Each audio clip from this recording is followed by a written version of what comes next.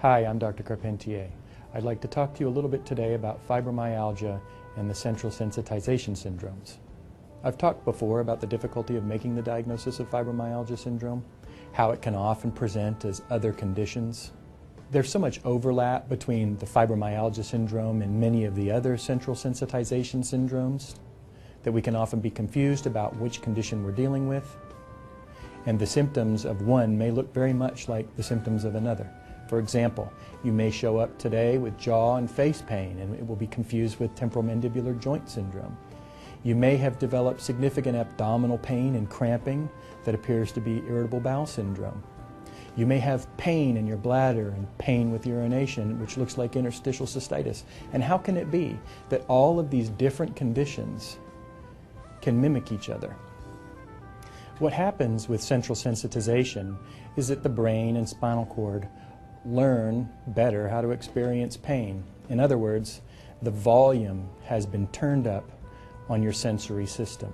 Things that would ordinarily not be considered painful, such as talking or moving your jaw, eating a meal, can now become painful experiences. The brain has learned how to experience pain so efficiently that virtually any sensation that you experience becomes interpreted as a painful one. This helps explain why it can hurt to be touched or it can hurt to move your joints. Simple things that people don't think of as ordinarily painful are now painful to you because of the central sensitization. This goes a long way to explaining why it's difficult to understand the condition if you don't experience the condition. Looking in from the outside, somebody might say, how can it hurt just to move your arm? How can it hurt to roll over in bed? What can walking around the block possibly do to cause pain?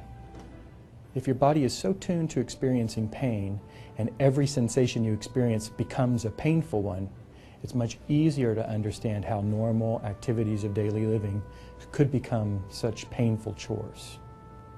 How the central sensitization is set off is unclear. It could be a car crash, it could be an illness, it could be a highly stressful event. That's why it's so important that you keep good documentation of when the symptoms began and how they've evolved over time, so that we can better understand if we are actually dealing with a central sensitization syndrome or something else that requires a very different treatment. So with central sensitization, everything hurts more. In the olden days, you could stub your toe and walk it off, but now it puts you in bed for 3 days.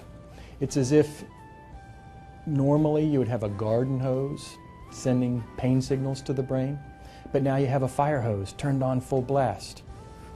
Everything just happens more. It's more intense, it's more painful, it's more everything. It's important to understand that fibromyalgia is one of the central sensitization syndromes. You have to know about it before you can fix it. There are a variety of things that can be done to address it. Just as the brain has learned to experience pain, it can unlearn it.